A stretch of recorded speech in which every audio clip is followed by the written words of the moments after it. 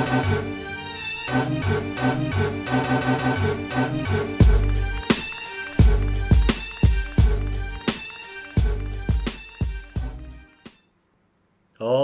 here goes, and welcome to the 187th episode of Throwback Hoops.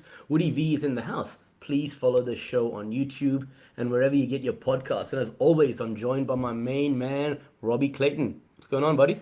What's up, Woods? Good to be back. It's great to have NBA. I think we're 2 weeks into it now. This is the second week of it, and NBL's plenty of action. Not the best weekend for our teams after some close defeats there, but yeah, a lot to talk about anyway. Yeah, man, I'm keeping the faith. You see, I still got the king set, right? Of course, yeah. All right, let's get this show on the road, man. What you got for us? Nice. I've got a different one today. So I'll give you a clue. It's the former #1 draft pick of the Philadelphia 76ers. Who's no longer in the NBA. But not, well, it's true on both counts, but not the one that probably most people will be thinking. Yeah. And take a close look at the back of this jersey when I turn around too, all right? Let's see if our listeners can guess. And Robbie's wearing the Philadelphia number 20 Markelle Fultz jersey. And it's signed as well by Markelle Fultz, for those who can't see. See that signature? I did, and yeah, I mentioned it to our listeners who can't see. Very nice one, isn't it? Yeah. So, I was just kind of thinking about Markelle Fultz this week. His name came up actually because there's rumours that there was an Orlando player, Magic player involved in the gambling controversy, which we're going to talk about later, sort of thing. And obviously, they can't name names. There was definitely some speculation that it was him, which is a little bit of concern. But yeah, I just thought I'd talk about someone that's unbelievably out of the league. The former #1 draft pick in the 2017 NBA draft.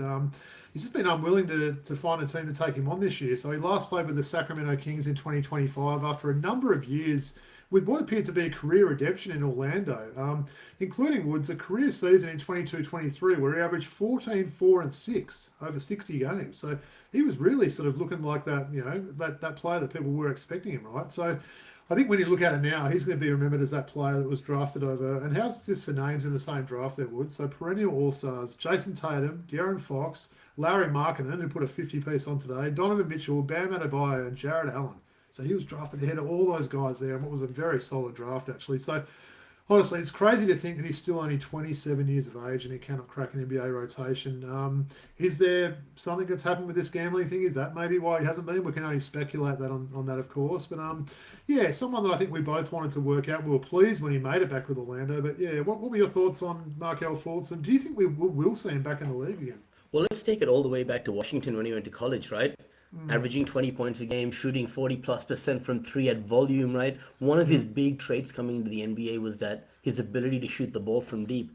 And whether it be a shoulder injury, this or that, something mental, or him just getting the yips like a lot of people just think. It just happens, right? Yeah. He had to remodel his game. And when he was successful in Orlando, he was a shadow of the player that he was in college and what his ceiling would have been, So I think for someone like Markelle Fultz, who's been struggling with that and all the expectations on his shoulders, if anyone was to potentially be distracted by something like this, someone who's had that pathway to this point, I'm not saying that he was involved, but I'm saying that,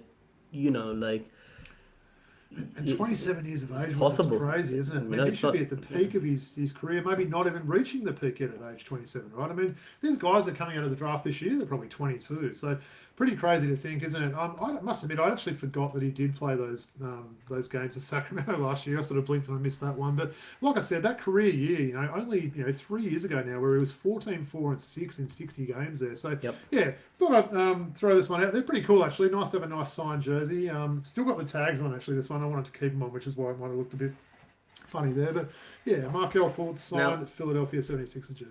Robbie, there's no evidence that has come out to say that he was involved in this in any way, shape, or form. It's one of those ones, like I said with Billups, it's like a former player that played from this year to that year, and they basically gave all the clues away. There was some thing I read yesterday, and they said it could have only been him and someone else, but basically they said he was out of the league. The other person they had also said it could have been him was in the league, so I don't know. I mean, this is just what I read there, but it didn't sound too good when they sort of broke it down that way. But I'm sure we'll find out more about that and maybe who was involved in this gambling thing eventually when it all comes out more. Well, why don't you do your jersey and then I'll do my card of the week. We'll mix it up a bit today, and there's a reason for that. Sure. Right? All right, so show us who you're rocking today. So Woods is rocking the number 9 Minnesota Timberwolves Ricky Rubio jersey. Nice looking jersey, that one. I still like the Adidas jerseys, Woods, I've got to say. And I like the They colour are combo. nice. They've brought back that old school one this year too, Minnesota, haven't they? With the kind of green around the top, which I like. But yeah, I know you're always a fan of Rubio, weren't you? Yeah, definitely, man. I'll just go through some of his accolades in a second. Why don't you show your card of the week? All right, cool. Yeah, so with me really mixing up this week. So I mentioned to Woods today when he told me he was rocking the Rubio jersey. I said, "Oh, I've actually got a Ricky Rubio PSA rookie card, but out of my 600 PSA rookie cards, it's the one I've got that's got a crack in. It's the way to arrive from the US there. So this is a 2009 Topps Ricky Rubio rookie card, looking nice and young there. Probably Yep. can't even notice the crack too much, can you, Woods? It's up in this sort Nah, of you corner that I've can't. got a bit of tape on, but yeah, it's not the worst thing there. But yeah, it basically just shows that he was, taken out of Spain, first round. I mean, you'll probably talk all these things. He's a fifth pick in the 2009 draft. But yeah, at 18, he was the youngest ever player to appear in a gold medal game at the Summer Olympics for Spain. So yeah, pretty cool card, this one, a 2009 Topps Ricky Rubio card. And yeah, take it away with your jersey talk. Yeah, and thanks, Robbie. You did mention was the fifth overall pick in the 2009 draft. He's 35 years of age at the moment. His playing career started, as you mentioned, very, very young in 2005.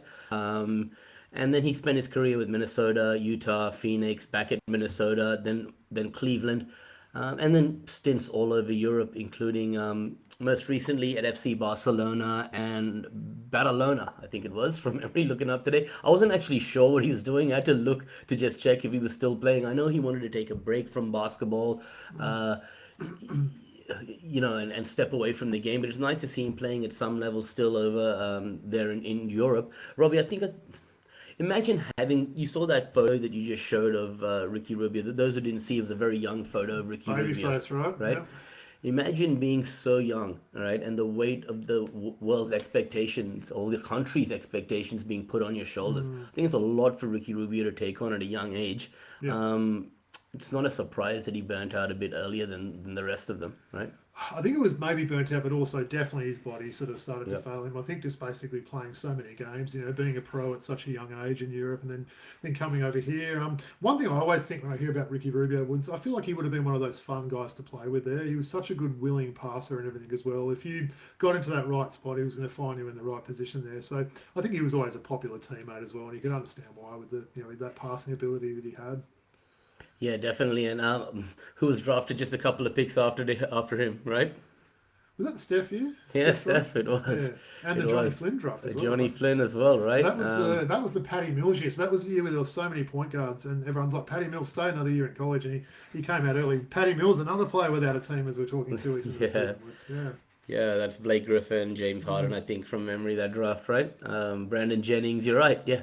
Yeah. a lot of point guards. But yeah, look, I mean, shout out to Ricky Rubio for what he's done, not only at the NBA level, but over in Europe at the international level, and just being a role model for young kids all around the world, not just in his hometown or in Europe, right? Yeah.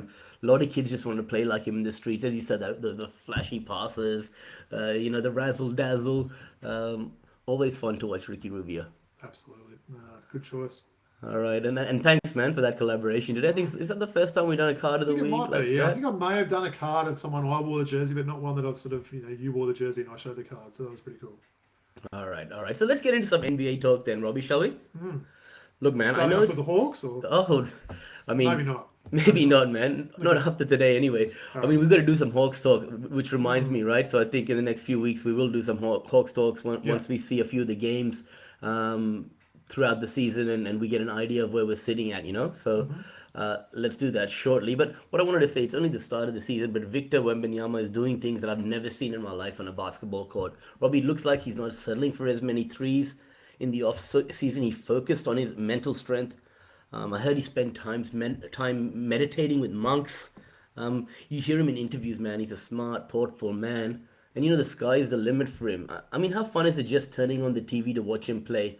I'll tell you what, Robbie, I send the videotapes to some friends of mine. Shout out to my boy Lavin. He's not even a basketball fan, right? And he was looking at these videos of Victor Wembanyama, Wemby, and just he was in awe, right? So even for people who aren't fans of the game, he's doing things on the floor that almost don't seem human, man. It's unreal, right? Well, firstly, I wonder if there's any footage of him, being with monks there. That'd be fun to see. Was he wearing one of those, orange sort of suits? That would have been pretty cool if they had one of his size. But Yeah, what an amazing first 4 games. I mean, look, I hadn't included his stats today. We're recording Tuesday, the 28th of October, but coming to those first few games, I mean, look, he was averaging 33 points, which is crazy enough, and 13 boards, but 6 blocks a game was at really high percentages, and only 0.7 turnovers as well. So with all that usage, his turnovers were low. But yeah, you're right. It's just the sheer highlights, just the things we haven't seen before. I feel like he's worked on his game. I think his handles have improved. We know he's always had that shot there. I think that the shot's equally as strong despite not taking as many, but it's the handles for me, and just some of those blocks he does. It's just not fair. I mean, he's blocking massive guys like Derek Lively at the rim, and just throwing the ball away, grabbing the ball, running down, crossing over people and shooting threes. It's just crazy. Yeah, man, if he can stay healthy, and that always seems to be the what if with him, with a player of his stature there, it's going to be an amazing career. And you have seen that, right? He's taking less 3-point shots. He's going down there. He worked with Hakeem Olajuwon in the offseason as well, Yeah. right? You can see that in his footwork. There's one play I want to call out. I think he was at the top of the key on the wing, and he threw it to one of the guys. I think it might have been Castle. And then he cut to the rim. Castle found him with a bounce pass, and he drove it to the rim and reverse dunked it like a. Yeah. That was just to see a guy 7'5" or whatever he's doing something like that. I was just like, how is that possible, man? Those dunks he does, when we were younger, when you'd have those little suction sort of basketball things, you put them at the top of the door. You know what I Yeah. mean? You'd sort of go past and he'd be doing all these dunks. That's what it kind of looks like with him, the way he holds the ball and how little he has to jump to actually put the ball through the rim. But yeah, man, he's like a talent we've never seen before. I was on a bus somewhere, like looking at that on my phone, and I just got up and I'm like doing stink faces and making noises. All these people looking at me on the bus, Sure, all the like. passengers love that. Anyway, really exciting, man. Yeah. And yeah, for anyone who hasn't this year, tune in when Wemby's playing, right? Yeah. Hey, I like how we're starting off with the positive in the NBA news as well, Woods. Because All the right, next all right. news isn't so positive, is it? No, let's move from some positive news to some negative news, right? So there's a big story that's been brewing around the NBA throughout the week, and for those who follow even from afar, they would have heard about this, right? So Miami Heat guard Terry Rozier, Portland Trailblazers head coach Chauncey Billups, and a guy that we were just talking about on this podcast a few weeks ago, right? Former NBA player and assistant coach Damon Jones were all arrested Thursday morning as part of a wide-ranging gambling investigation. Now, Robbie, I want to just break him down one by one for you, right? Let's start off with Terry Rozier, right? So Rozier and Billups are being investigated for different crimes. I'm going to just bring to your attention Rozier, right?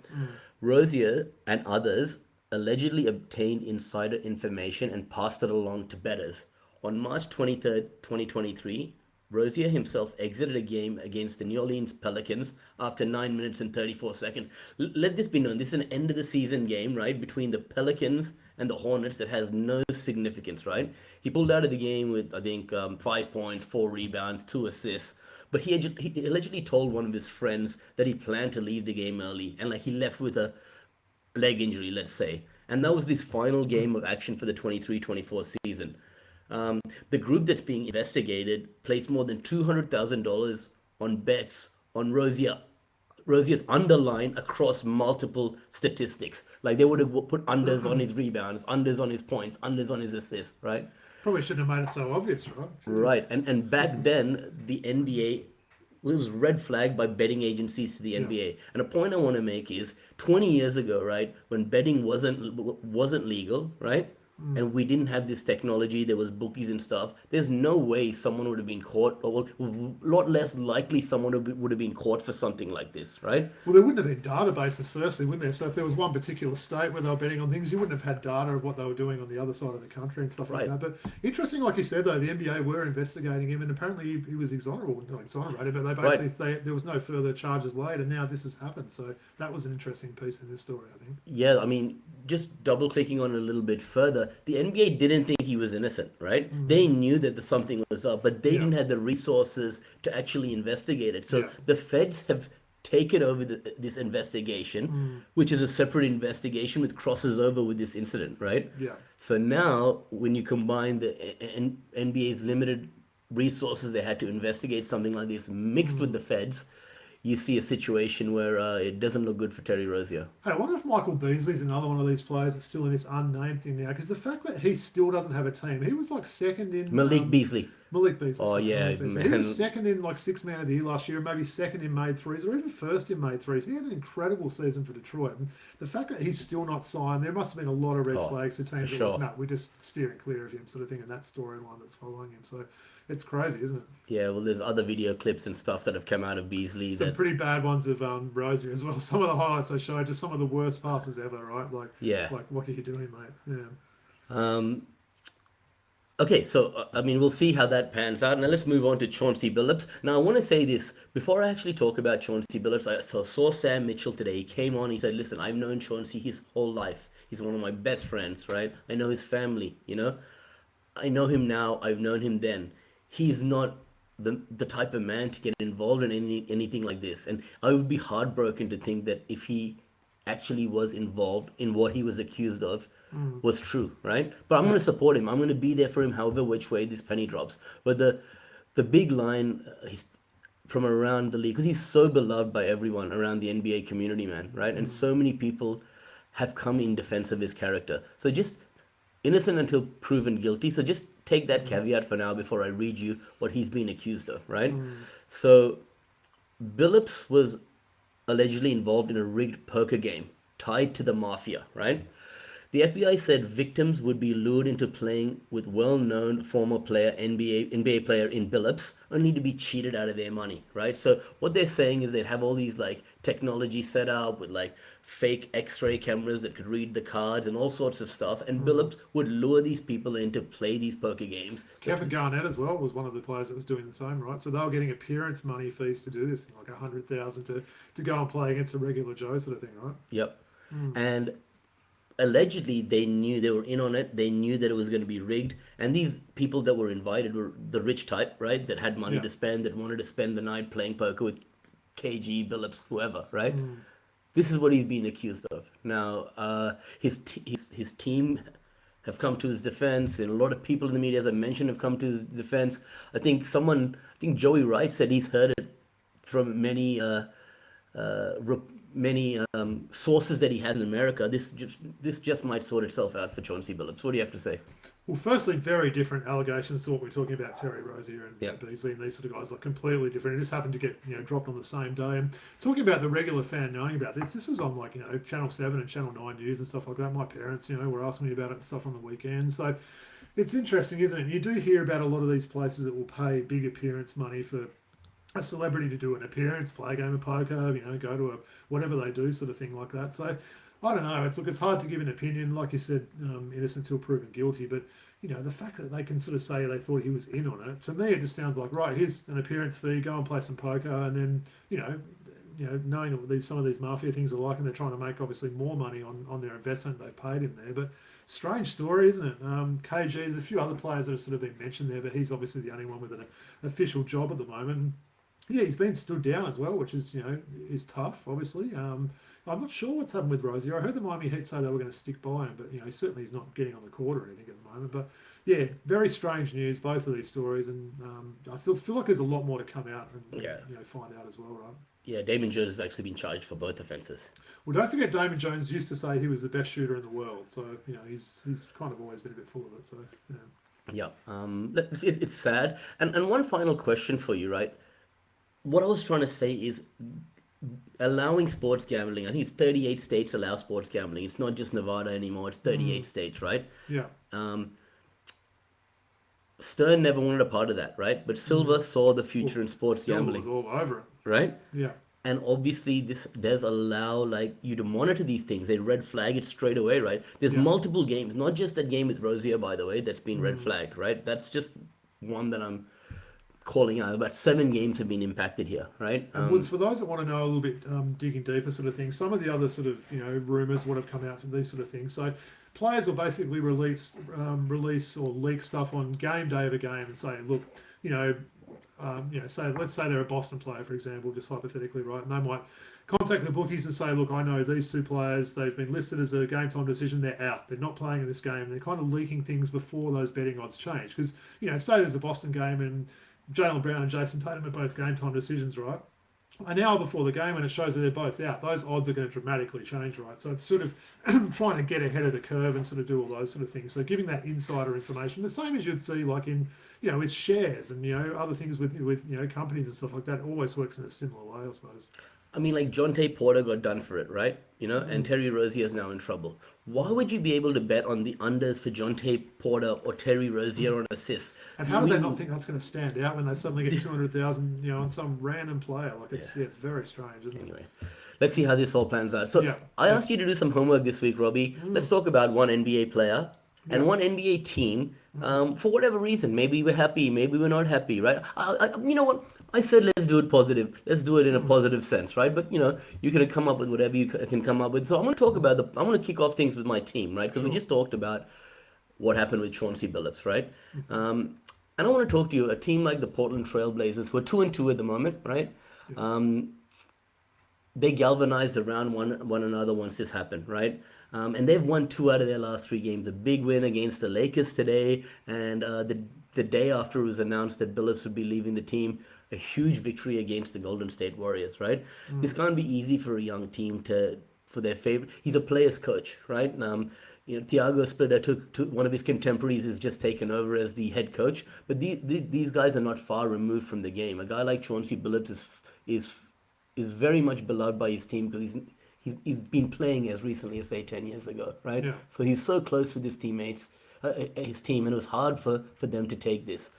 Now, in this locker room, who the type of veterans are going to come and step up and say, look, we got this, right? And work with these young guys to make sure they're not distracted by what's going on outside. Well, the first player that comes to mind is something I'll be doing in a couple of weeks, Woods. Mate, Drew Holiday. He's putting up, like, amazing numbers. I hadn't realised how good to look at his game log today. And man, the Boston Celtics, who finally got a win, I think a 1-3 or something, they must be shocked about what he's delivering. And he's that sort of guy you're talking about, right? He's basically a coach on the floor, right?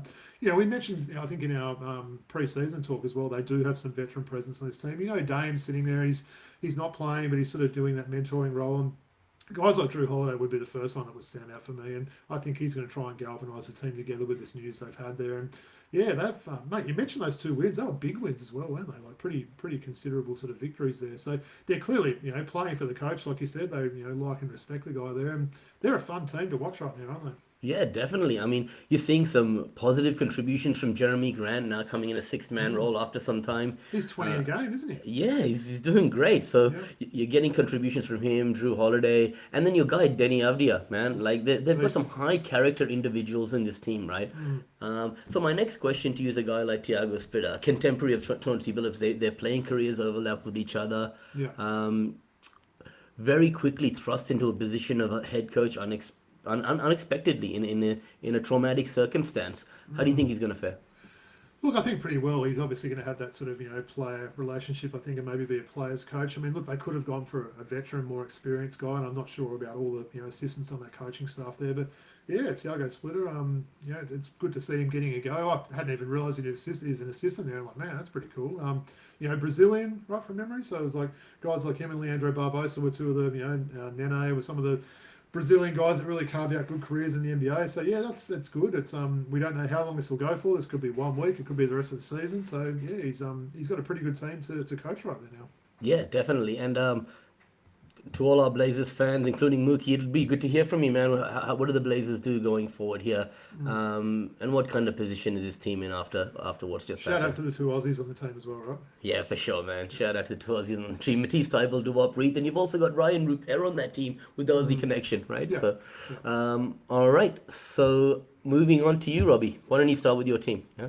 I'm going to keep it a little bit boring, I guess, but it's probably the team, besides the Hawks, that I've watched the most, Woods, and that's the 4-0 OKC Thunder. So, look, they had 2, double overtime games, or, to start off the season. They were pretty convincing winners over our Hawks on the weekend, and then they had another win today over Dallas. So, yeah, look, they've impressed me. There's no, championship hangover so far with this team. Look, what they're doing without their second best player and all-star Jalen Williams has really impressed me so far. And look, SJ's had a couple of massive games, no doubt about it. But today I think he only went for 23 there. He didn't have to, go crazy for him there. And I wanted to talk, firstly about the 2 big guys on that team, Wood. So, of course, there's Chet Horseface Holmgren and Isaiah Hartenstein. I mean, what a combo those two are. Talking about that Hawks game on the weekend, Chet came out and was 4 of 4 from the 3-point line in the first quarter. And Hartenstein's one of those players that just continues to float under the radar there, and every team would like one of him on the team, wouldn't they? So they've really impressed me along with SGA, and I think they've all stepped up a little bit without J-Dub there. But as we've always said about OKC, it's the bench mob on that team, right? So, and even if you look at their box score today, they had a few guys out with injury. So whether it's Isaiah Joe, my mate Alex Caruso's been out with concussion there, Kenrich Williams, but there's guys, the Wiggins are always a fan of him. But the big one I wanted to talk about was AJ Mitchell. So this guy's averaging close to 20 points a game in the 4 games so far. He doesn't look out of place at all out there, does he? What are your thoughts been on him so far?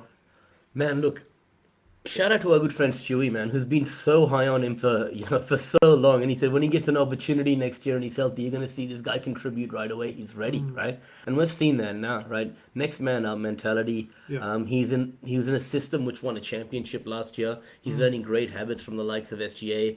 How he practices, prepares for games off the floor. We've seen it in the Starting 5 documentary. How good would it be for someone like AJ Mitchell to have SGA in the locker room, much like SGA had Chris Paul in the locker room back in the day, man. So I think he's going to take some minutes away. I mean, I said guys like Isaiah Joe, when he comes back, he's probably going to drop a few minutes there. For sure, man. For AJ Mitchell. And of course, everyone's going to have to sacrifice. J-Dub comes back and everyone's sort of role reduces a little bit there. But yeah, that's probably the main points I wanted to talk about there, Woods. 4-0 record.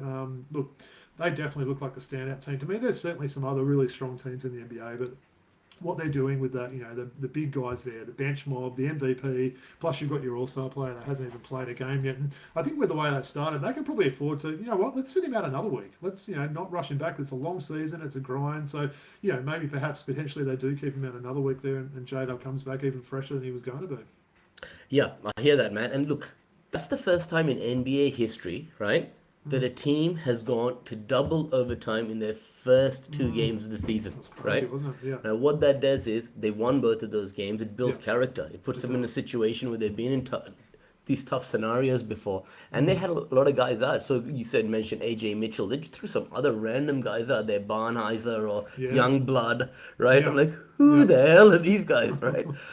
So a great and of course, opportunity you've got for them. championship winner Topic on the bench as well, who still hasn't played a game and he's got a championship ring. So he's doing pretty well. So almost forgot he's on that team. Alex Caruso's out, man. They've had Henrik Williams is out, I think. So I think they're going to be good, man. They can call on a number of people at any given time. So for sure, yeah.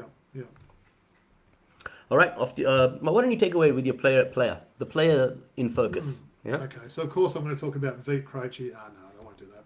But shout out to Vit Krejci. I do love the guy. But look, I did mention I was going to talk about another player. But after what this guy's done the last 2 days, Woods, it's Austin Reaves to me. I mean, he has perhaps been the standout of the NBA so far. So. Look, for those that didn't hear, he put up a 50-piece yesterday, backed it up with a 40-piece today. And look, he's going to get that opportunity. LeBron's still, out for, maybe another month, maybe a little bit less. Luka's now going to miss, is it 2 weeks or 1 to 2 weeks, I think, there? I think 1 week more, I think he's going to miss. Yeah, okay. So obviously missing those 2. But for those that aren't, keeping, watch on his stats so far, how's this, Woods? This is mind-blowing for the first 4 games. Austin Reaves, you sitting down?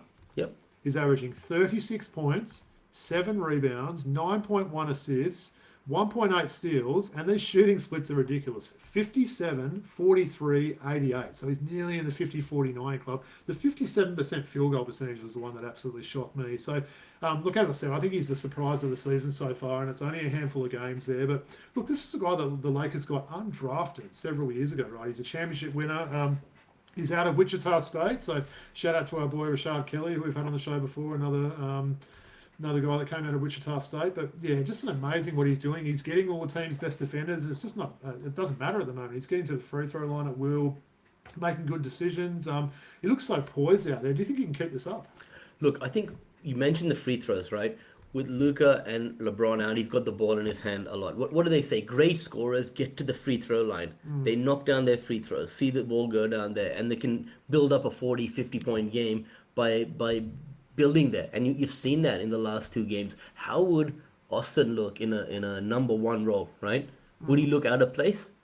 And I think he's shown today that he can do that, right? Is he going to be a number 1 guy on a championship team? Probably not, right? But when thrust into that role, can he take that responsibility on board? And once again, I mentioned, who has he learned from? Who has he played alongside all these years, right? So He's you're the, saying LeBron's going to play third fiddle when he comes back to Luka and Austin Reeves? Wow. You never know, right? yeah, you never know, man. But Mm. yeah, I think it's an interesting dynamic. The way the season started with LeBron out, a little bit Yeah. unhappy, you can tell. Luka injured. They got a few other injuries. I think Jackson Hayes is out. Like, Mm. um, I can't wait to watch his next game, honestly. Like, yeah, if you're doing 50 and 40, it's crazy to think what he's doing. So, yeah, for those that haven't seen him, put on the Lakers and watch some Austin Reeves. I think you'll be pretty impressed. yeah, definitely, definitely. Look, thanks, Robbie, for that, and great choice, by the way. Who were you going to talk about? I was going to talk about LaMelo Ball after that huge triple-double he had yesterday, and he's been pretty impressive so far. But, maybe we'll keep him for another week there. But, yeah, I had to sort of go to Austin Reeves. Who you got for us? Awesome, man. Well, I was going to talk about Benedict Mathurin, right? What did I say? He's going to be the most improved player, right? So I am cheating a little bit. So I'm going to talk about him. 31 points a game, 45 and 28 in his first two games. Yeah. He's battling a little bit of an injury, but that prediction is looking pretty good early on in the season, although it's a small sample They are size. so beat up, that Pacers team at the moment. So, yeah, they started off well. They need it back quickly, though. The guy I want to talk about is Kyshawn George because he's the one guy I think is going to potentially be able to challenge Benedict Mathurin for that most improved player, right? Hey, would you realise probably more than 50% of people listening to this right now would not even know who that is? So why don't you break it down to people who this guy is? All right, Kyshawn George, he's a Swiss Canadian basketball player. He spent a lot of his time growing up in Switzerland. He spent 1 year in college before coming to the Washington Wizards last year, and this is his second year in the league. Now, when he went to college, he wasn't a great scorer. I think I mentioned this when we were speaking a few weeks ago. I think you mentioned Kyshawn George for some reason, Robbie, when we were doing the Washington previews, right? Right. For the NBA, right? Yeah. And I mentioned to you, he went to Miami College and he averaged 7 points a game, didn't play a lot. They drafted him just on potential because they saw something about his raw talent. Even last year, 26 minutes a game, 8 points a game. He was still raw, but he's had those couple of years now. And the kind of numbers he's putting up, and I know you have him in a few of your fantasy teams, is pretty impressive, man. So I'm just going to read it to you through 3 games, right? He's averaging 30.7 minutes per game, 20 points a game, shooting 56.8% from the field, 52% from three, 9.3 rebounds, 4.3 assists, a steal, and nearly 2 blocks a game. This is not gonna last, right? Obviously, that is not gonna last, right? It Filling up the can't. stat sheet, isn't It it? can't. Jeez. But this is a case of really taking their time, letting him come along at his own pace. And you saw that, man. You were on him in drafts early this year. So tell me about Keyshawn George Yeah, and what you see. I even picked him up in some fantasy comps late last year because he started to get that opportunity. They had a couple of those phantom injuries you get on these bad teams towards the end of seasons, and then really like what I saw of him there. And he seems to just have taken another level this year. It looks like he's bulked up a little bit there and probably worked on his body a little bit in the off season. But yeah, look, he's not going to. Well, you don't think he's going to put up those numbers. It's probably unlikely. They've still got a few people out at the moment.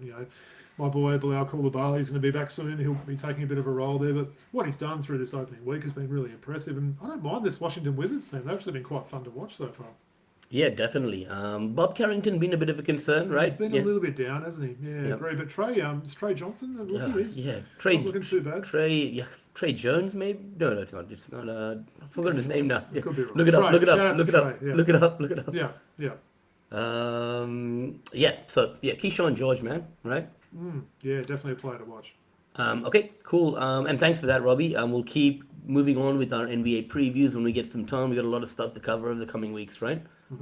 And everyone, just enjoy your NBA, man. It's in full swing now, right? Absolutely. Yeah, it is Trey Johnson. It was right. Trey Johnson. Yeah, Yeah. cool.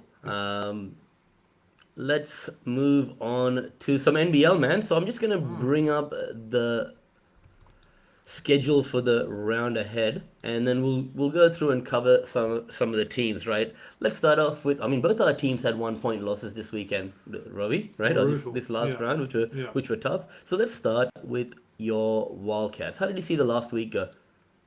Look, it was a pretty encouraging win against Cairns in the Ignite Cup last week. They played really well then. I thought they were, as much as I'm a Wildcats homerwards, I don't often say this. I thought they were really unlucky. I don't think they deserved to lose that game on the weekend. Yep. Some shocking calls, honestly. The call when JaVale McGee stepped out and they hit a three on the next play. The phantom foul they call at the end, which doesn't get called in 90% of games, which basically ended up giving the Hawks the win. Look, maybe sour grapes from a Wildcats homer like me, but I thought they showed some signs. Apparently, David Duke Jr. will be making his debut tomorrow in that game, so looking forward to see how he'll go. But probably I'd put it back on Tassie Woods. They've been pretty impressive, right? I think there's a clear. Well, I think obviously Melbourne United, Southeast, and Adelaide are really good, but they seem to be that next sort of clear team above, the likes of Sydney and Perth there. So they're looking pretty good, aren't they? Nick Marshall, maybe you can talk about that. Was that a trouble in that game against Sydney? Did his foot touch the ground? We'll get to that in a second, man. We'll get to that in a second when we get to Sydney. All right. It should be a good game. I like this one on paper, though. Definitely, man. And David Duke Jr., just quickly, predominantly a shooting guard throughout his career, right? What's he going to bring different to Mason Jones? Yeah, I mean, look, similar height, similar weight, similar where they've played and stuff like that. So that's a little bit of a concern. Look, I guess just these true point guards are pretty hard to find, right? I think the true point guards are the ones that do, like a true centre, right? They do command higher salaries and that. So I think that's what you're sort of left with, some of these combo guards there. But look, by all accounts, he's going to be good, right? I don't know. It's hard to say without seeing. I've watched plenty of highlights. I do remember his time with a handful of teams in the NBA there. But look, we just need to see him on the court and just see if there's a better fit there. We're not sure why Mason Jones didn't work out. Was it off court? We know on court he wasn't really delivering there. But look, I'm very excited to see him getting in there. I'm really pleased he'll play his first game tomorrow. I hope he really works out well for us. Yeah, for sure, man. And you got your Wildcats, yeah? Said that? I'll pick them, yeah. Yep. I got your Wildcats as well. Then on Thursday we got Bullets versus Taipans. Does anyone really care? Mate, our Thursday night team would probably be a chance against the Taipans at the moment. So I don't even think we need to talk about the Taipans. They're in a dreadful state at the moment. Bullets, I quite like watching Bullets. Actually, they've been one of the surprise teams. So probably Bullets in double figures, I'll say, in this game. And they've got their new import as well. Dakota Matthias. Where do we remember him from? He was on one of the G League documentaries on Prime, on Amazon Prime. Okay. Man. Yep. That's what I remember. One of those docs, Robbie, he was on. I think Alex Higgins-Titcher has been ruled out for both games this weekend, which doesn't make things any better because he's the one guy who actually gives a damn, right? Yeah. Okay, let's move on. Hawks versus Breakers. Breakers, do they need to make a move on one of their imports or?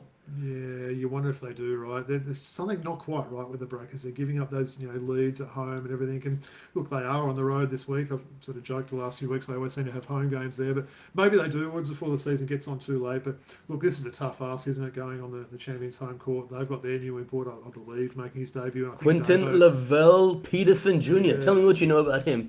Very little. So I'm not going to pretend I do. But look, I'm more excited about David Hickey coming back. I'm really excited to see him back. He should have been the Finals MVP last year, and he probably got a point to prove. So this could be a little bit ugly for the Breakers, I would have thought, this game. Standalone Friday night game. Yeah, and the Hawks, after their win, they get their import, they get their, heart and soul in Davo Hickey back. It'd be hard to bet against them in that game, right? Yeah. Jack Jumpers should take care of things. Double figures, against the Taipans, and things will go from bad to worse for the Taipans. I think we'll have a chat about the Taipans next week after we see what happens this weekend, right? They're not worth talking about now. Yeah. Bullets versus Kings. This is what I'm really, really afraid of, man. The Kings. Okay, let's talk about the tough loss. All right, I want to be positive. For 3 quarters, the Kings played a great basketball game. They were up by 15, 16 points. I can't remember the exact number. In fact, let me say, I have not been able to go back and look at any media, rewatch the game. People have texted me, did you watch that last play? Did you watch the last fight? No, man. The last thing I wanted to do is go back and watch that shit, man. The first thing I thought of with this game, Woods, and look, I think we've both been a little bit critical at times about Brian Goorjian, but this is that prime example that came to me. If Sydney had that win, it would have been, how good did the players play? Well done to Sydney. As soon as they had a loss, it's all Brian Goorjian's fault. So it just shows you sometimes the coach doesn't get enough credit when a team wins and gets way too much blame when a team loses. But that's kind of my thoughts on that. But yeah, that was a tough loss. And honestly, going into this road trip on the weekend, like United on to Monday night, if they drop this one to Brisbane, Woods, you guys could be in a bit of trouble, right? Yeah. Who are we picking? I'm picking the Kings in a tight one over the Bullets. Yeah, I'm going to see Kings. I think Xavier Cooks might come out with a point to prove this week as well and put up a big line there. So, I'll say Sydney, what's looming is a must-win game for him. Yeah, definitely, man. I agree with you. And then SEM versus the Wildcats. SEM much improved. Hunter Maldonado playing well. The new import coming in. They look like one of the better teams in the league, man. We call him Wesley or Wes? What are we calling him? Wes. Where's okay, mate? They've been really good, haven't they? Yeah. I think Josh King's doing a great job with them there. This is going to be a real tough one for the Wildcats. It's a pretty tough road double. They've been on the road a fair bit lately, haven't they? With the road trip, the week before last. So look, I'd say they'll probably split it, and maybe Southeast gets this one. I hope I'm wrong, but yeah, I like the way the Phoenix are playing. Yep. Yep. 36ers versus Hawks. Who you got? 36ers seem to have a lot of one-off games on the weekend. They must have a pretty heavy schedule coming up soon. Look, firstly, good round here, Woods. We actually finished off last round really good as well, didn't we? We had 3 1-point results in a row there. I was about to say that. Yeah, some of these games on paper, you look at the last 3 games listed there, but even the Brisbane Kings game's pretty good as well. So I'm loving this one, right? Can Bryce Cotton continue that crazy form he's got? Tough one to pick this one. I'm going to say maybe Adelaide on their home court win this one. Yep, I'm going to agree with you, man. And then finally, Kings going in to play United on that one game, which is the Melbourne Cup. Obviously, the day before the Melbourne Cup. Hard to see the Kings going in. So can I just confirm, Woods? So people in Melbourne, they get a day off for the day before the AFL Grand Final. They also get a day off for a horse race that goes for about 3 minutes on the afternoon. So they're doing pretty well there, aren't they? They're doing great, man. They're doing great. Yeah, look, United for me. How good was Edwards last week? 10 of 10. My goodness. He was ridiculous. And the offensive rebound to kick the ball out to Tyson Walker in the corner for a 3, right? Really if you heads had up to take play. Bryce Cotton aside from MVP, would he be your MVP Yes. so far? Yeah. Yes. Yep. Yes. And yeah, he's great. He fits in perfectly into that he's system. amazing. So let me go back to your question about was it a travel on the last play with Marshall? Maybe, right? It's hard to tell. But the point is, what I was trying to say is we did the hard work for 3 quarters. You're up by 15 points. And then with the damage was done before that last play, before the turnover, before Kawhi Noyes missed free throws, right? In the last 5-6 minutes, they're playing like clock management, very... The second and third quarter was awesome, man. The ball was moving through hands, everyone was engaged, and the team looked like as good as the team has looked all year, right? And in that fourth quarter, when you're up, you try to play to keep the lead, and that's always It's hard sometimes, isn't it? But mate, to give away that sort of lead, why couldn't they have done it the week before when they had that lead against the Wildcats? Jeez. Honestly, it was just pin drop silence in the stadium afterwards, man. It was hard. It normally is even when they're winning. So to be fair, Yeah. All right. Shall we do some true or false? yeah, why not? All right. I got some good ones for you today. Okay, Robbie, first true or false? By the time he's finished, Wemby will be the greatest ever to play the game. Look, I'm going to say false at this stage, but look, I mean, I'd like to say true. I think we probably need to see a little bit more of this, but he's certainly going to be, even at this stage, one of the most unique players we've seen play this game. But I think it's all about getting that legacy in there, getting, multiple awards and things like that. But look, you certainly wouldn't rule it out. I'm going to say false at this stage, but that could... Thanks, Robbie. And I'm going to say, if he stays healthy, true. Because, it's the kind of numbers he's going to put up if he plays for 10, 15 years. We're not going to see it from anyone else, and we would never have, right? So true. I'm going to say true. Okay, another guy I want to ask you about. And look, Delhi's playing 30, 35 minutes in it right now for the Kings, right? Before I even ask you the true or false question, Jason Kidd mentioned on NBL Now this morning, right? It's a better lineup when you see KD playing the 1 and Galloway playing the 2, right? Delhi coming off the bench at this age playing 20, 25, 27 minutes a game is probably better, right? So I do hear some validity in that. He's come all the way to Sydney because he wants to play for the next few years and push for a position at the next Olympics, right? So my question to you is, man, Delhi's a chance of making the next Olympic Games. Firstly, sorry, Delhi. I've been a big fan of you over the years, but this is an absolute false to me, Woods. And honestly, I really hope he doesn't. I think his offense is an absolute liability on the court these days. I really do. And look, I think you can't play him and another non-shooting big together. And that's why I think they're struggling a little bit with him and Xavier Cooks on the court together, because you've got basically 2 non-shooters there. Look, I love his heart, love the way he plays on defense and that, but I think his time with the Boomers is over. I think you're much better off sort of going with a younger option over him at this stage. Yeah, and I mean, KD shot the 3 at a very good clip last year in Adelaide, took the 3 a little bit more. We've seen in this Sydney system, he doesn't take as many threes, so he doesn't shoot it, and he's not shooting it at a very good clip. So when you mentioned that, you take all 3 of those guys, Cooks, Delhi, and KD, not making 3 balls. It's hard so to say win you're a games. selector for the Olympic team, Woods, and you had that last spot, and you could pick Bryce Cotton or Delhi, and obviously you're getting a player that can have one particular skill. So you've got the offensive side for Cotton, the defensive side for Delhi. Who would you pick in that situation? Probably someone like Bryce Cotton, man, or even a Chris Goulding if he's still shooting No, it he really wasn't in hard. the question. He wasn't in the question. Okay, It was Bryce or Dilly. I'd choose a Bryce. Okay, me too. Yeah. All right. Let's move on. Okay, Mookie and my Cairns wooden spoon production is looking better by the day.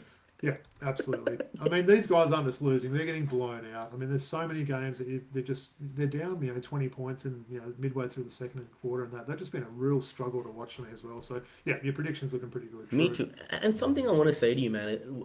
I've always been a big Adam Ford guy. I loved him in Sydney, right? But both you and me last season were like, okay, he's gone. They need to I look haven't forward. always shared your agreement with Adam. Yeah. You know that. So now we're at a point where, like, yeah, I mean, Time for a change, I think maybe. perhaps. And Yeah. just while we're on that topic, right? By the way, Jason Kiddee doing a great job as an analyst. Really love some of the stuff he's saying, right? He also mentioned today, shout out to Jason Kiddee. He said, if the Kings were 3-5 with this team and anyone but Gorgian was in the coach, would they be under the cosh, under pressure right now? Possibly. They would be. Yeah, possibly. Right. That's why this weekend's so big for them if they drop it too. Ooh. Yeah. Okay, this is a really, really unique one, man. And this is a guy that I've had my eye on for the last couple of years. His name's Dayron Sharpe, for those who don't know. Plays for the Brooklyn Nets. And my question to you is, Dayron Sharpe is severely underrated, Robbie.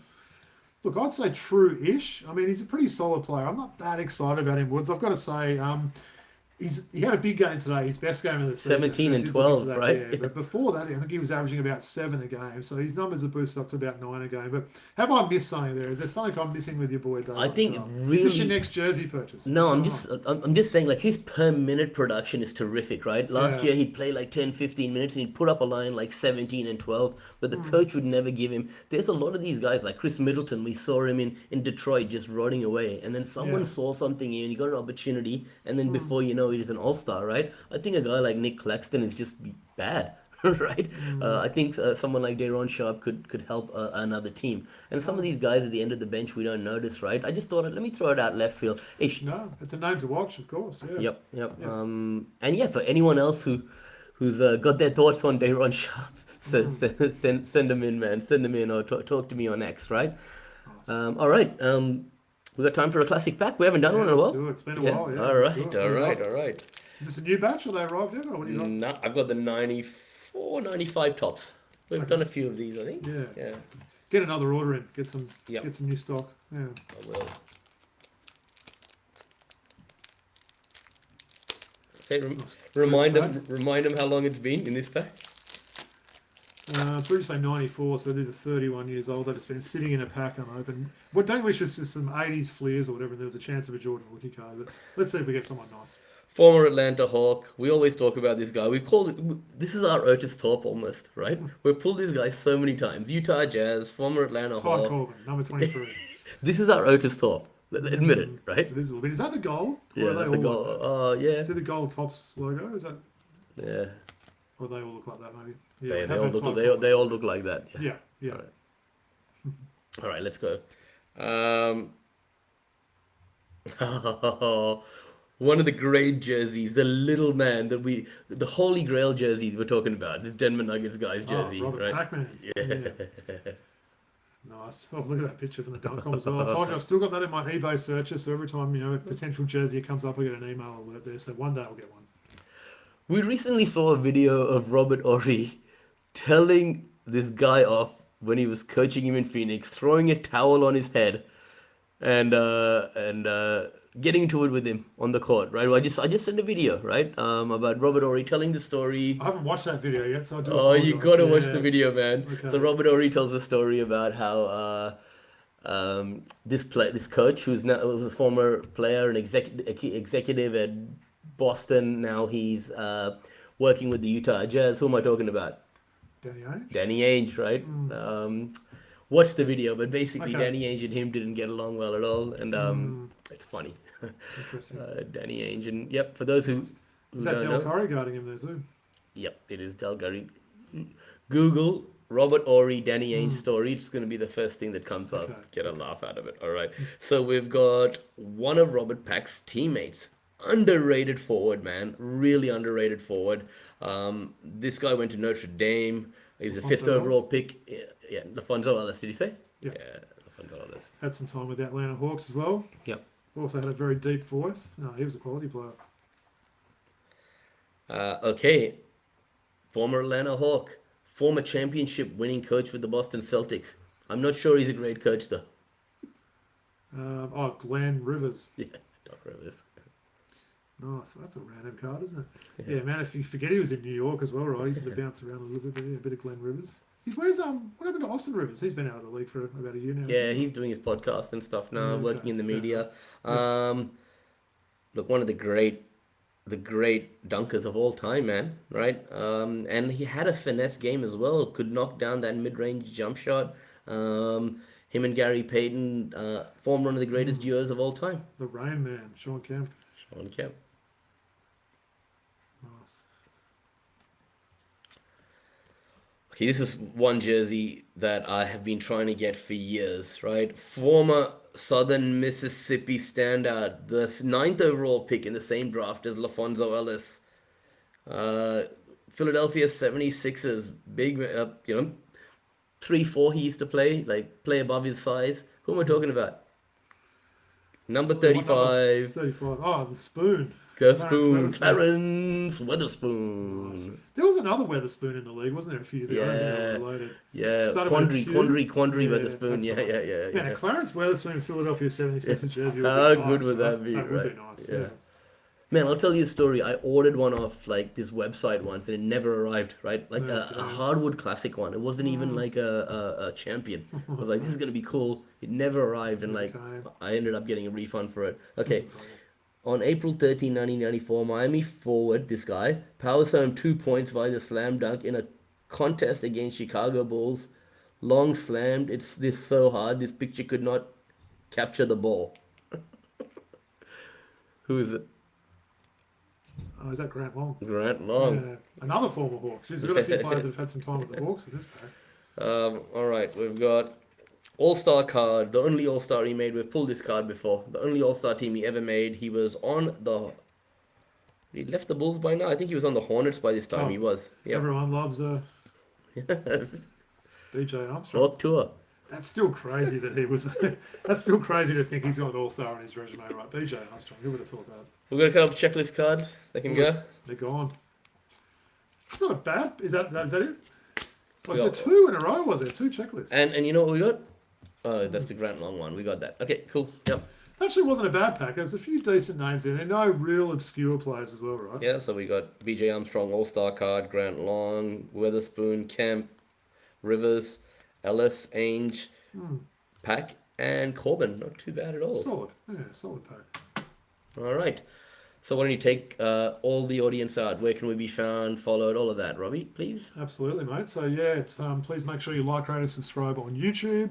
Make sure you give us a comment, give us a like, all that sort of stuff. We really appreciate. If you listen to the audio, do the same stuff wherever you find your podcast there. Of course, on socials, main one we're pretty active on is X there. So at Throwback Hoops, Woods will get up this signed Markelle Fultz jersey and a bit of Ricky Rubio jersey and card there, which is pretty fun this week. So, of course, Patreon, anyone that wants to pledge a couple of dollars to help with the costs associated, please do so. And I've got to say, Woods, as well, we've got a couple of guests coming up the next few weeks. So we've got a special guest next week. We won't give it away, but it's a guest that, man, this has got to be about their 5th appearance, I'm going to say. So you can maybe do the maths there. But it's one of our real friends of the show. And then we've got a special guest the week after as well. So we've got a lot to look forward to coming up. Yeah, definitely, man. And yeah, big week in the NBL, as I said, only one day off this week. Yeah. The NBA is in full swing. Any final thoughts, man? No, well, you did sort of mention starting 5 as well. So yeah, I finished that. Really enjoyed that. So for those that maybe watched season 1 there, I think Netflix got lucky having Tyrese Halliburton and SGA, and it went down to the very last game of the season. And you got all the highs and lows of Halliburton's injuries and SGA winning it there. So really enjoyed it. It was an 8-episode season. For those that haven't seen it, I recommend having a watch of that. And yeah, looking forward to all the hoops this weekend. Yeah, the second season was better than the first, I think, right? I think so, right? And whoever they pick for this 3rd season, so we've had a winner from each season so far. So, geez, wouldn't you love if they pick Trey or someone else like that? Maybe there's a chance Hawks will go all the way. But yeah, hopefully they continue it. I like that sort of insight you get into players, personal lives and those sort of things that you wouldn't normally see. For sure, Robbie. And from me and Robbie and the team here at TBH, until next week, it's peace out. And get me a Dayron Sharpe jersey.